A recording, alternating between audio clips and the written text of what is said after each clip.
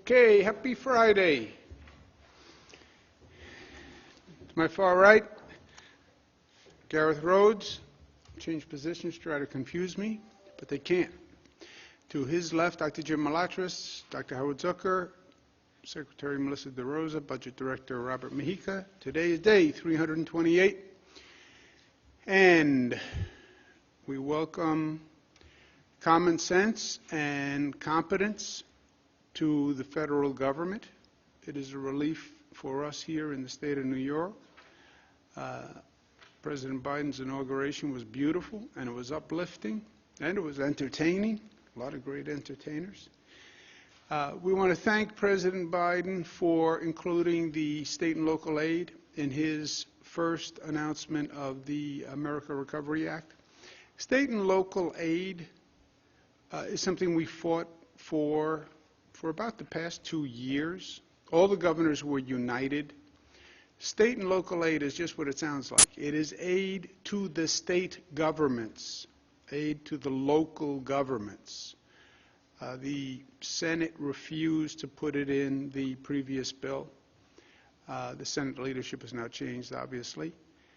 And President Biden put in $350 billion. The next obstacle on the federal side is the $350 billion is in President Biden's plan. They could raise that if they wanted, by the way. Speaker Pelosi had a higher amount in her HEROES Act. I would urge them to raise it. National Governors Association, Democrats and Republicans, asked for $500 billion. But the real fight is going to be the allocation of the $350 billion. What state gets what? What's the distribution formula? And that is a slicing of the pie function, which is going to be done in the House and the Senate.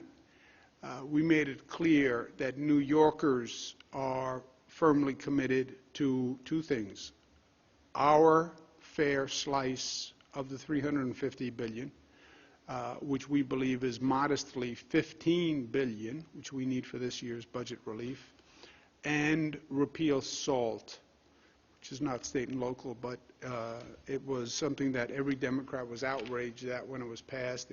It crushed New York. Everyone said they would repeal it. Well, now is the time. Also, the President Biden's team is a welcome relief. The COVID task force coordinator is Jeff Zients. Jeff, I've known for 20 years. He is a true pro, and you see even on day one the actions they're taking are just long overdue. Use the Defense Production Act. I had a number of conversations and statements going back over a year urging the Trump administration to use the Defense Production Act. Wear a mask. Look at that. Common sense. Lightning bolt from above. So congratulations on implementing common sense and international travel procedures. We see these strains walking in our airport. It's easier to bring a COVID strain through an airport than it is to bring fruit from another country. It's defied common sense. So this is a welcome relief, and it makes us feel, frankly, like we're not alone. You know, the federal government is actually doing something positive, and it's a real partnership. Jeff Zients is going to work in partnership with the governors. The governors are the ones who are administering this COVID vaccine. The governors are the ones who've been fighting this COVID battle. We felt like we've been battling it on our own, but we're going to have a weekly meeting with Mr. Zients, hear from the governors, hear what they need, and it's a real functional partnership. So I thank them all very much for that. Where we are in this foot race, how fast does the infection rate go up? How fast do we vaccinate? This is where we are today, 5.6.5 positivity, 268,000 tests, statewide deaths 165. Deaths, talk about lagging indicator, which is a sort of antiseptic term, but you get infected, you go into a hospital. If you're in a hospital long, ICU, intubation, and too often death. And that's what we're seeing now. Good news is we're seeing the hospitalizations decrease over these past couple of days. Significant decrease, 400 over the past couple of days. So that's really positive news. ICU's down 14, intubations down 19. Positivity rate is down, continues to go down, and that's very good news. Hospitalizations are also a lagging indicator, but eventually they follow positivity. If fewer people are getting positive, fewer people are getting infected, fewer people are going into the hospitals, and that's what we are seeing also. This is a confusing chart, but just to make it confusing, as if it wasn't confusing enough. Start at the bottom, December 7th. December 7th is when you start to deal with the surge from Thanksgiving. People gathered for Thanksgiving, social gatherings. If they weren't smart, infection rate went up. Week later or so, you start to see it in the hospitals. So from the bottom up, we had 150 new people a day, 164 new people a day, 97 people a day, 165 a day. Then it starts to turn, 111 per day, 48 per day, 32 per day, 5 per day. So this, again, is more good news. We just need to keep the arrows pointed down. But never get cocky with COVID. Truer words were never spoken. I'll take credit for that quote. Never get cocky with COVID. The new strains are frightening. The UK strain, Brazil strain, now the South Africa strain, and there are going to be more strains. I would wager on it. The UK strain has been spreading, should have never been here. If this federal government had done the testing and the quarantine mandate that other countries did. But we are where we are.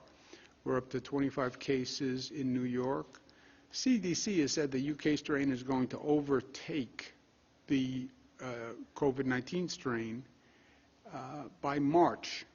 That's how quickly this strain spreads. If that is true, you could see the infection rate go up again. So hence, don't get cocky with COVID. 2 cases in Westchester, 1 in Kings County. I'm a born and bred New Yorker. I still call Kings Brooklyn. So we adjust, right? We're in a war with COVID. It's a fluid situation. Government normally takes a position and stands there. That doesn't work in war. In war, when the enemy moves, you move. They try a new tactic, you try a new tactic. And that ability to flex and adjust is very important. Stay on the balls of your feet, to mix metaphors. Hospitalization, Finger Lakes, Finger Lakes, Finger Lakes, Finger Lakes, Finger Lakes, and now Long Island. We have seen Long Island ticking up, but now it's Finger Lakes and Long Island, highest percentage hospitalized. Highest positivity, Long Island, Mohawk Valley. Highest positivity, New York City, Bronx, which has been growing for a while. Staten Island seems to have stabilized, and that's good news. Thank you very much, Staten Islanders. And again, these numbers are a function of behavior. How you act is how the virus will spread. It's that simple. Where are we in terms of vaccinations? Remember what happens, we get a supply from the federal government. We've tried to find the allocation on our own, purchase on our own.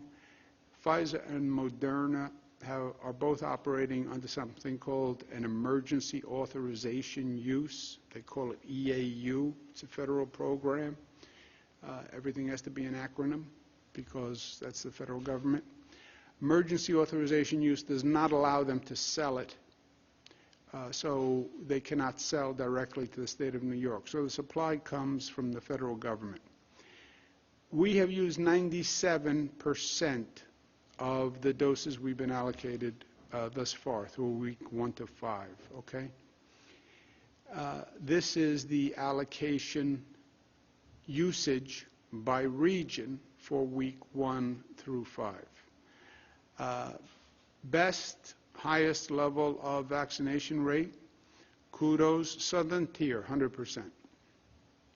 And the Southern Tier is a real turnaround story. So hats off to the Southern Tier and to those county executives and supervisors. North Country, 99. Central New York, 98. Long Island, 97. Western New York, 96. Kudos to all of you. Lower performing regions in the state, Mohawk Valley, 77. That has to improve, and it should improve. People are in desperate demand for the vaccine. We want to make sure as soon as we're getting it out. Capital Region, 82. Mid-Hudson, 84. New York City, 90. Finger Lakes, 94. Overall statewide, 1,329,000 doses delivered. We run out of allocation today. The week 1 to 5 allocation will be exhausted by the end of the day Friday. May already be exhausted, frankly, midday on Friday. And we're now going week to week on the next week's allocation. We have 28,000 dosages left in the state from week 1 to 5. If you add up all the dosages that are not in arms in the state, it's 28,000. Problem is, we administer about 80,000 dosages per day, right? So 28,000 does not get you through the day when you're doing 80,000 dosages per day. We will, by the end of today, fully utilize all of the dosages that have been delivered. Week 6 dosages are being delivered as we speak. They come in throughout the week. They're delivered by the federal government through various means. One of them, interestingly enough, is through the Federal Express. But they're basically delivered through private carriers, and they arrive at different times across the week. Some jurisdictions are starting to receive them already. That's 250,000 dosages. And they are now being delivered. Week 6 allocations are arriving. Providers should only schedule appointments for allocations they know they will receive. In other words, in this confusing situation, the last thing we want to do is cancel appointments, right? So don't schedule an appointment unless you know you have an allocation. Person who had a first dose, they have an appointment for a second dose, they're going to get it. If you made an appointment at a pharmacy, we told the pharmacies we're going to give you X next week, but only schedule an appointment for an allocation you know you're going to receive. Don't gamble, don't bet. Some providers think if they schedule the appointments ahead of time, people will feel comfortable because we have waiting lists. Not if you cancel those appointments. So don't schedule any appointment unless you know you have an approved state allocation coming. And appointments will be honored. The moment the vaccines are arrived, our goal is to get them in arms as soon as possible. 80,000 a day, 250,000 doses per week is not enough. And in truth, we can be doing more than 80,000 dosages per day. We have about 1,200 distributors. we can ramp that distribution network up very quickly.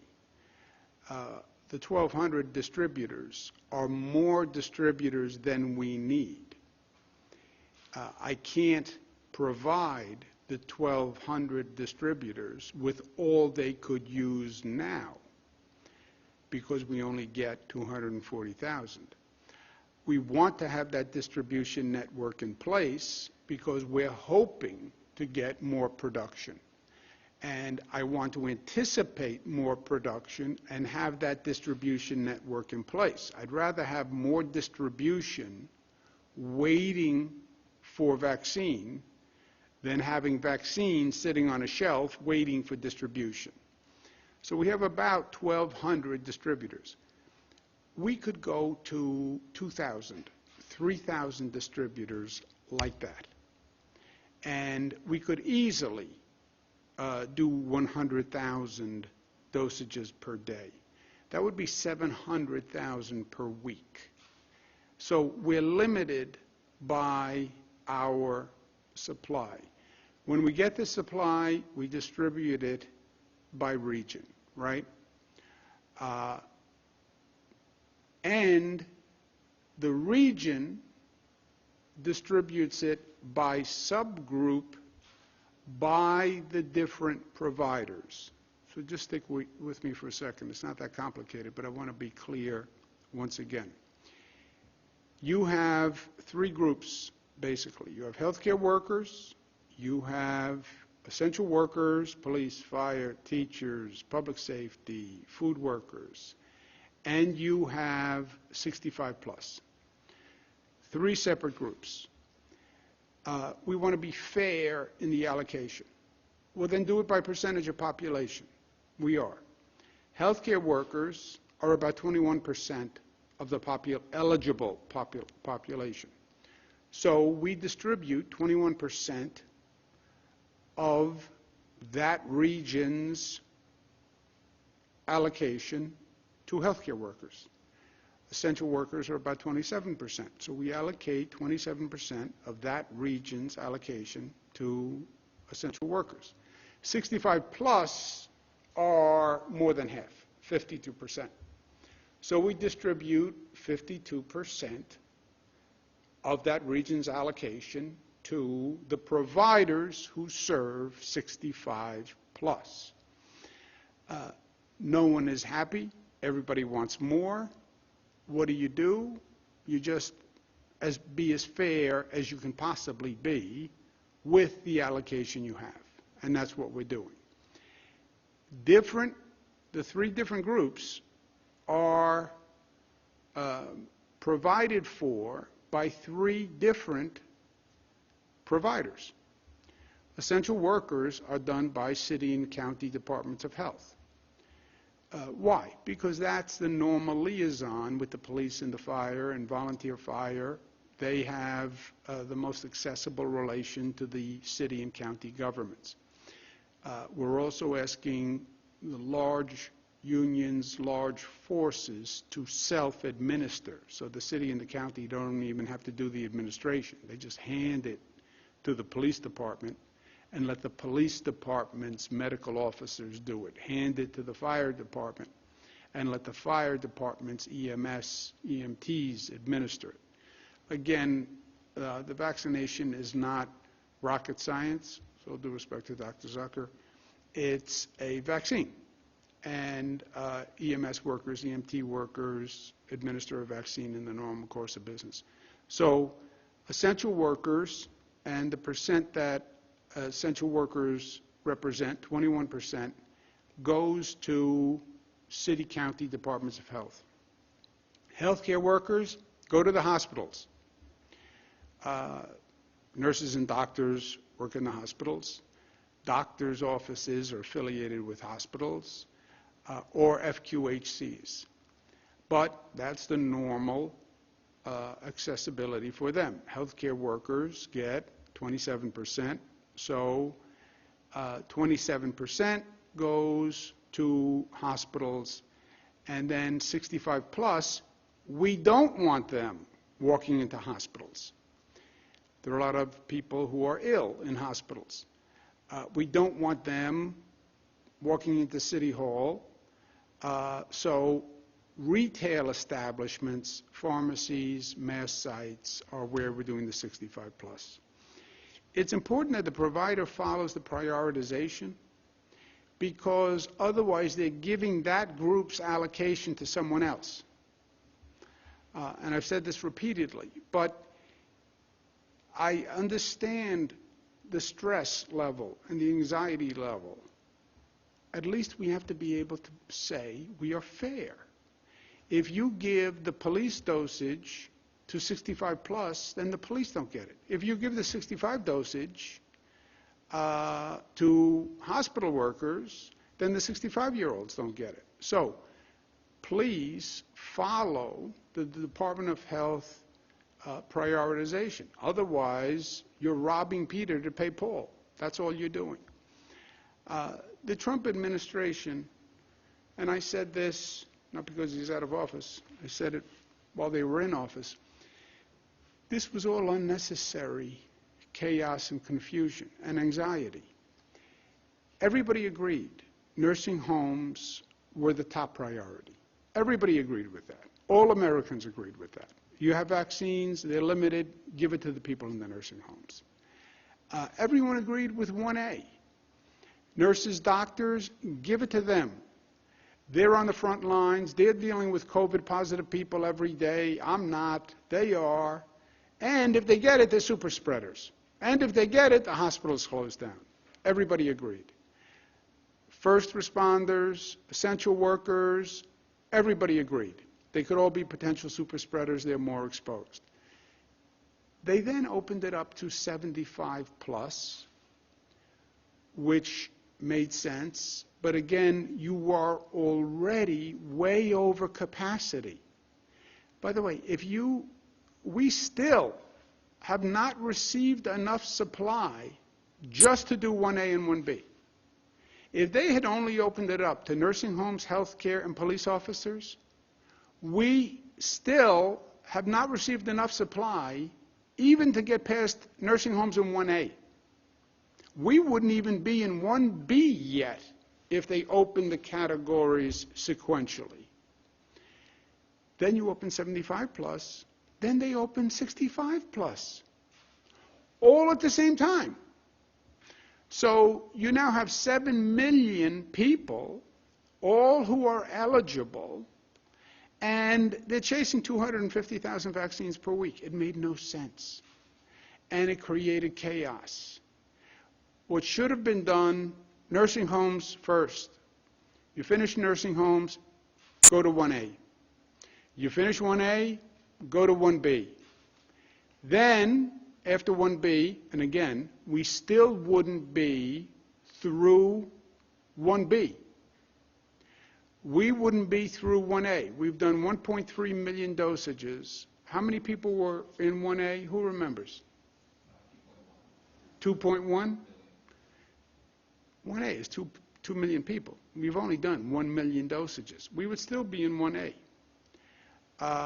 But then go to 1B, and then if you open the age groups, you should have opened it as a priority by age.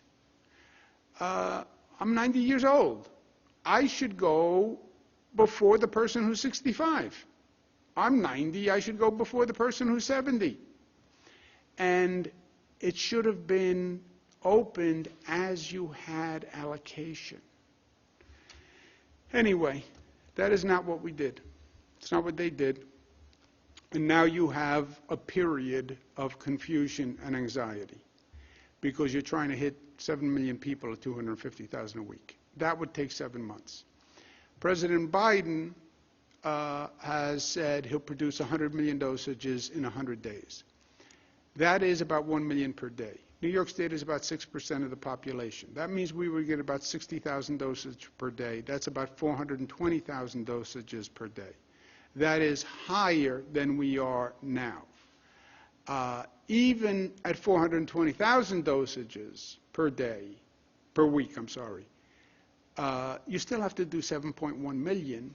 That still takes you 17 weeks. So All this to say, this is going to be a long several months in distribution of this vaccine and the anxiety that has been created. I'm hopeful that the Biden administration can figure out how to increase production and shorten that 17 months. And I think the President is right. I'm not accustomed to saying that. Increase production through the Defense Production Act. And let's do it. We should have done it a year ago. But increase production, because that is the bottleneck right now.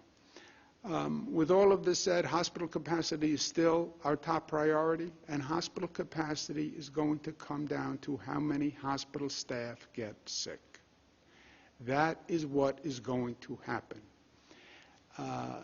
Much of what has happened since the first onset has not been a surprise. I feel like I'm standing on the beach, and you see in the distance a large wave building. And we're standing on the beach, and the wave is building, and the wave is getting closer.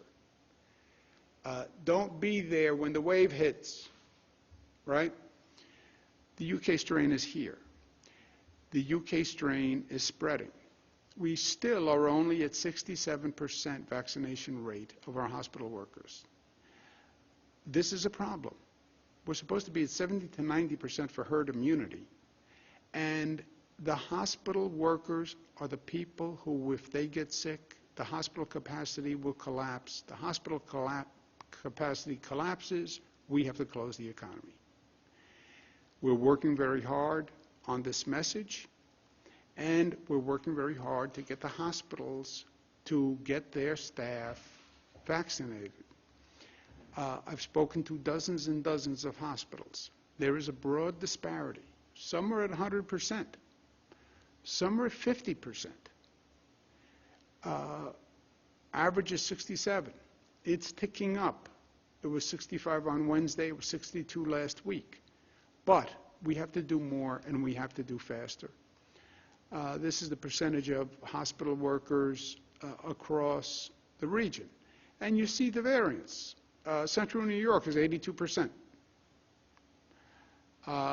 You then go down to 61% on Long Island, 62% on Western New York. What accounts for that? 82, Central New York, 78, North Country, 69. We need the hospital staff vaccinated. That's why they were 1A. More good news, we completed the first round of vaccinations of nursing homes because they were the most vulnerable population. 70% vaccinated so far. The vaccination rate among nursing home residents is higher than the vaccination rate among nurses and doctors. Social equity is also a pressing issue. We have a COVID-19 equity task force. We want to make sure that everyone has access to the vaccine. There are two issues there. One is accessibility, and we're working on that.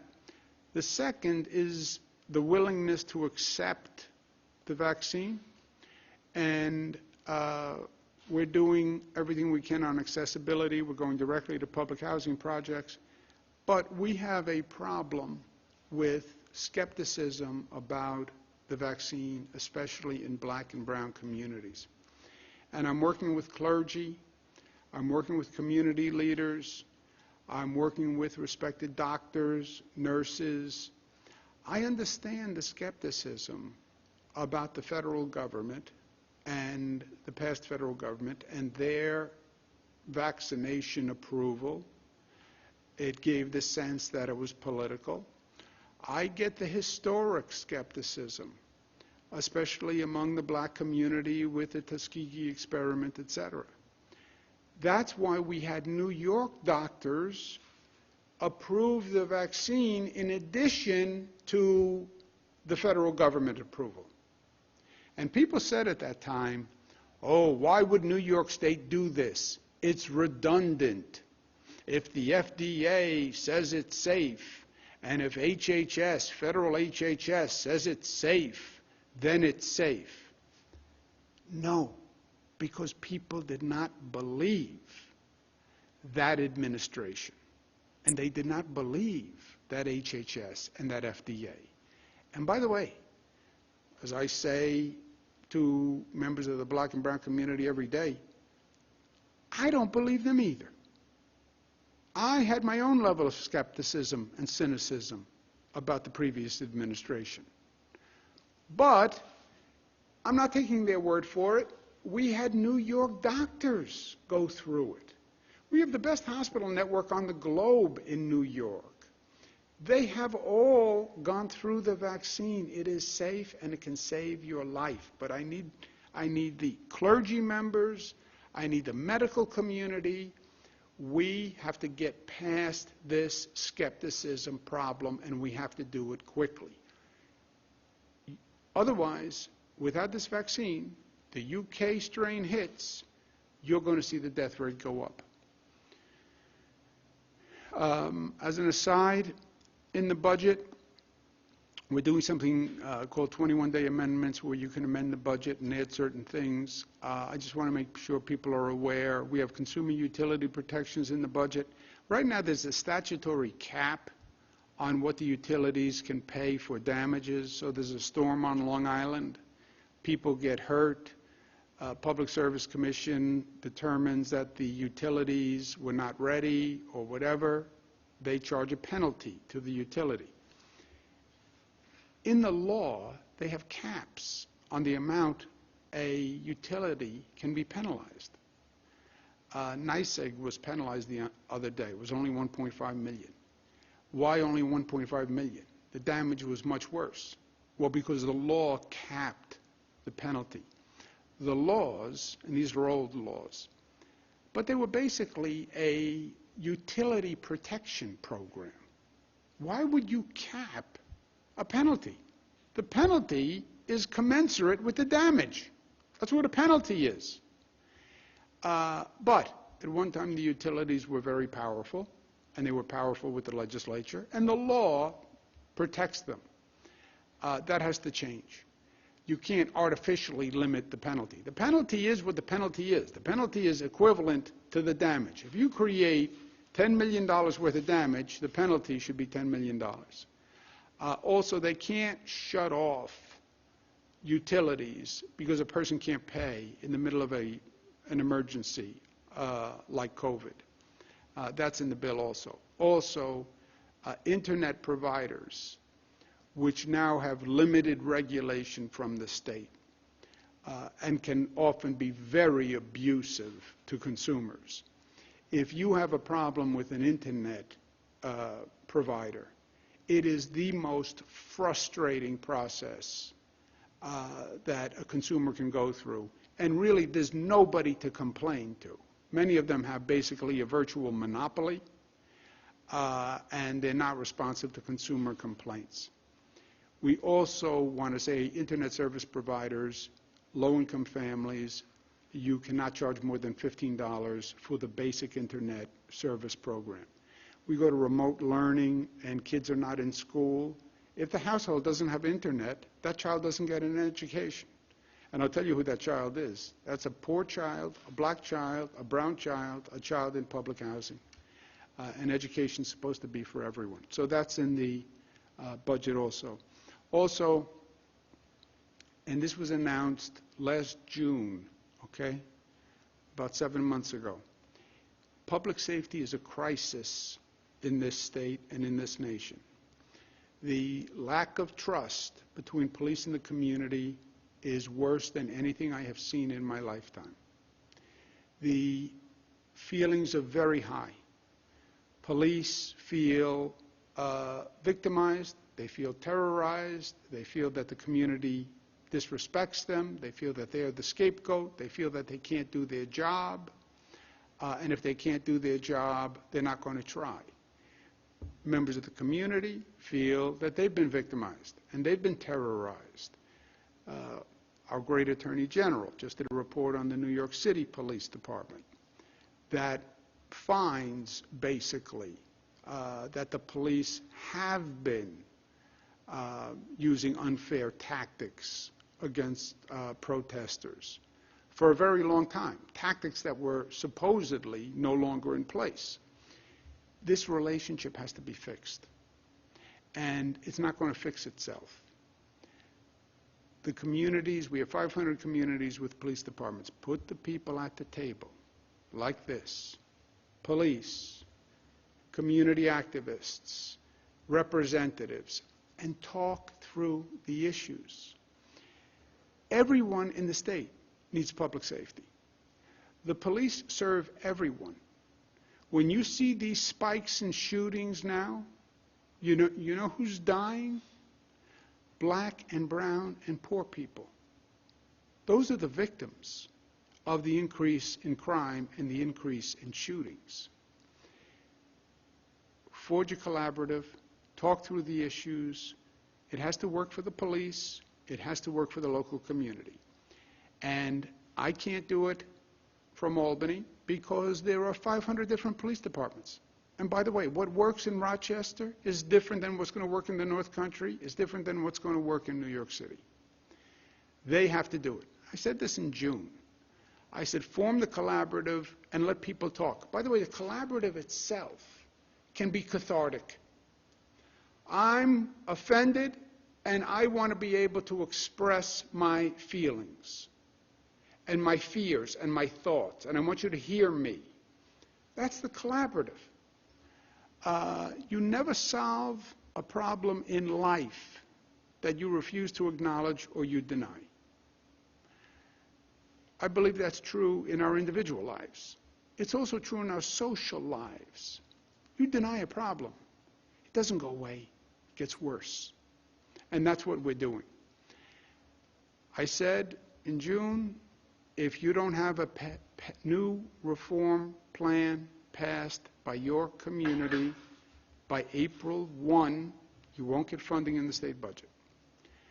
I've said this 11 times. The plan is whatever your community wants. Nobody's saying, we're telling you what's in the plan. Oh, state government is telling us how to police. No, we're not telling you how to police. We're saying, I'm saying, figure out how you're going to police. What is your plan? And get it passed by your local legislative body. But get it by April 1. So I told you in June. That was June, July, August, September, October, November, December, January, February, March, April. Some communities are doing a great job. I mean a really great job. And they've been creative, and I talked about them in the State of the State. And they're using it for the opportunity it is. Every system has to reform. Every system has to reform periodically. Education has to reform. Everything we do has to reform. The environment has to reform. Criminal justice system has to reform. And the police department has to reform. How you policed 20 years ago is not how you police today. We're smarter. We're more savvy. We have more technology. There are 70 days left to April 1. Don't think the problem is going to go away. Your community has to be safe. And 70 days for those communities who haven't made progress is a blink of an eye. So this is just a reminder. As I announced on the State of the State, New York is operating on multiple levels right now.